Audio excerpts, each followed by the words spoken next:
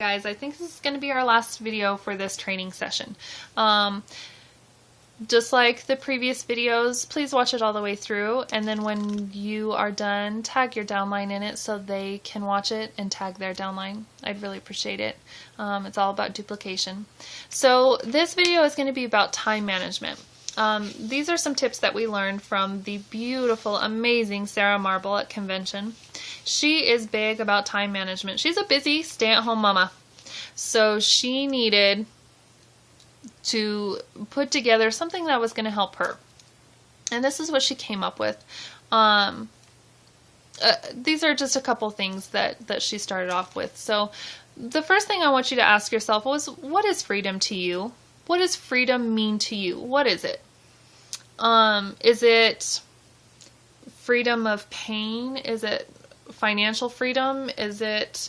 What is freedom? So you got to answer that yourself. So how will we all achieve our freedom?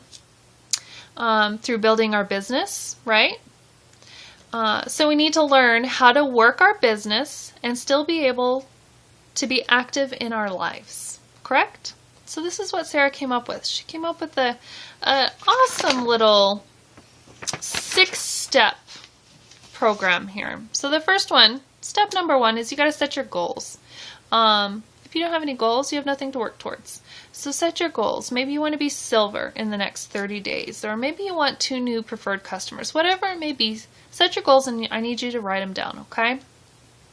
And underneath those goals, determine the amount of time needed to make your business successful, or how to reach these goals. How much time are you going to need to get to silver? How much time are you going to need to spend working your business to get to silver?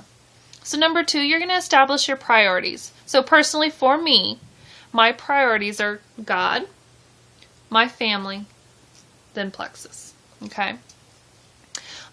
You want to plan. So plan out, get you a planner and write all this down of how you're going to do this. So plan your date nights, plan your family nights, plan your to-do list, Then personal time or me time, that gets planned in there. And then my hours of operation, okay? That I'm going to plan in there, what I'm going to work my business. So plan all this out, plan, get it all in place. And stick to your plan, okay? Because number 3 is we're going to plan our work, and then we're going to work our plan.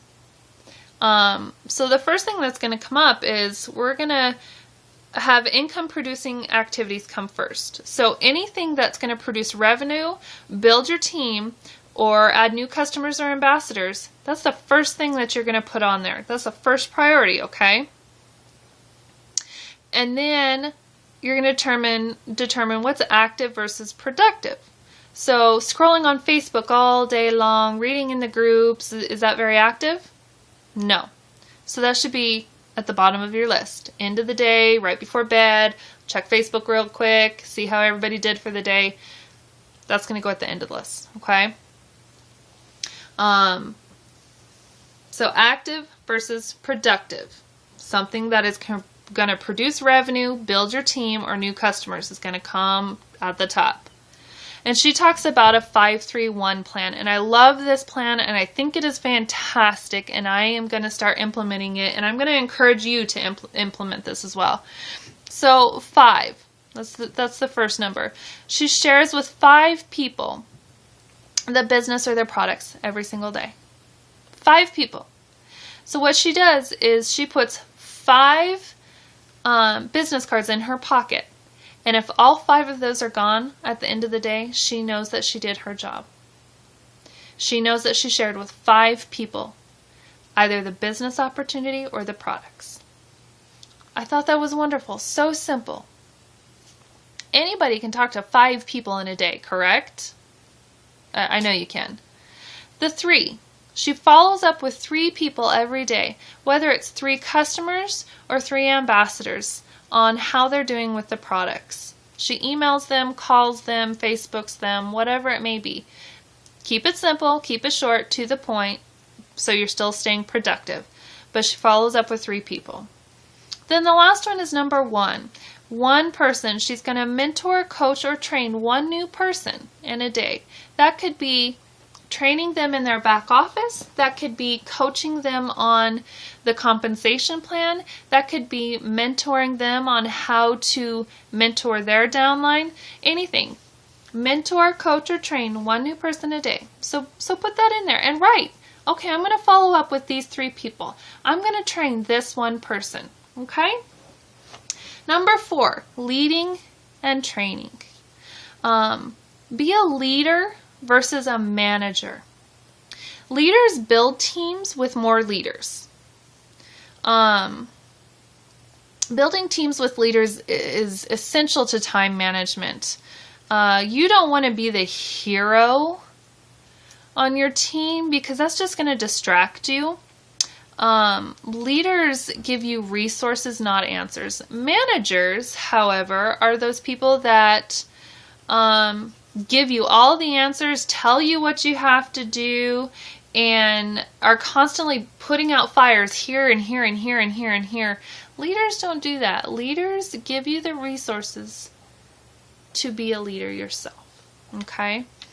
So think about that. Leading and training. If you're training your team to be leaders themselves, you're going to save yourself so much time. If somebody asks you, well, where can I find the answer to this? You say, have you checked in your back office? Or, well, what's in this and this and this and this product?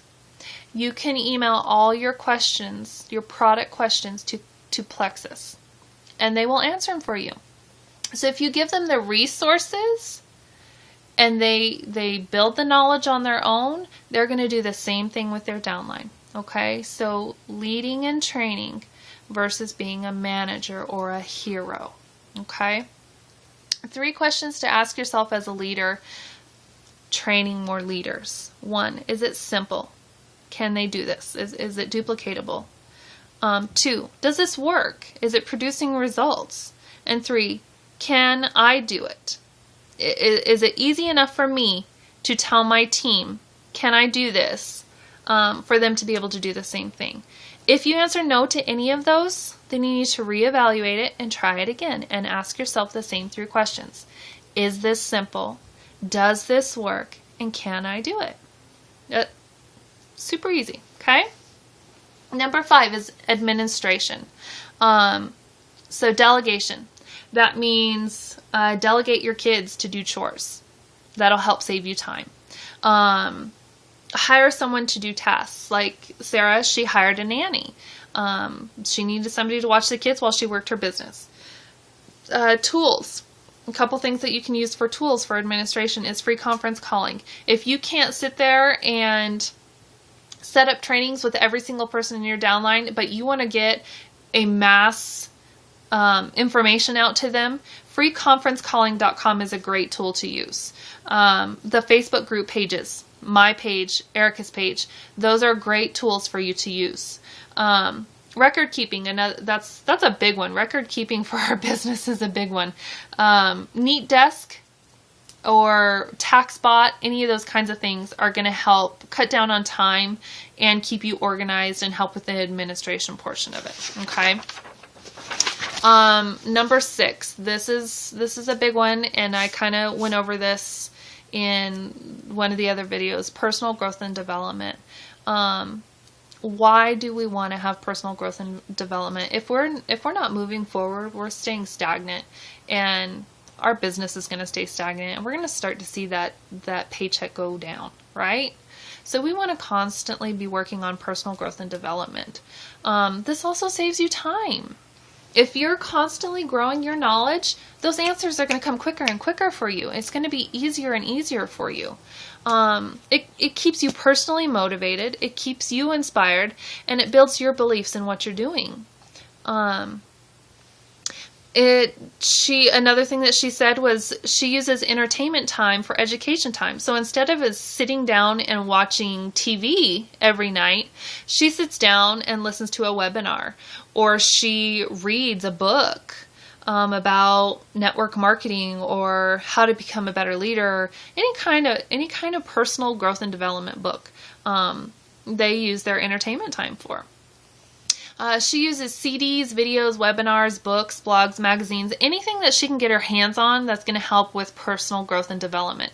A couple of the books or authors that she talked about are Eric Worre. He does the GoPro book. Fantastic. I love it. I know I've given quite a few of you this book. Sarah Robinson, you can find her on Facebook. She's wonderful. The Flip Flop CEO. Zig Ziglar. I know Victor Antonio references Zig Ziglar a lot. Todd Falcon, he's a great one. Victor Antonio is another great one. I am loving him and follow him like crazy. They're all great inspirations and great motivators and will help you with your personal growth and development. So, freedom. Let's go back to freedom. What's important to you? What do you want in life? And what are you willing to do to get there? If you don't build it, somebody else will. That's a big thing. So ask yourself those questions. What is important to you? What do you want in life? And what are you willing to do to get there? So plan out your business and plan out your time and set your priorities and kind of follow these steps that Sarah set out. And she left us with a little quote, and I love this, and I have used it quite often here lately. Having passion means you take action, and taking action drives your passion. So I hope this helps with time management, and if you have any questions, holler at me. Thanks, guys.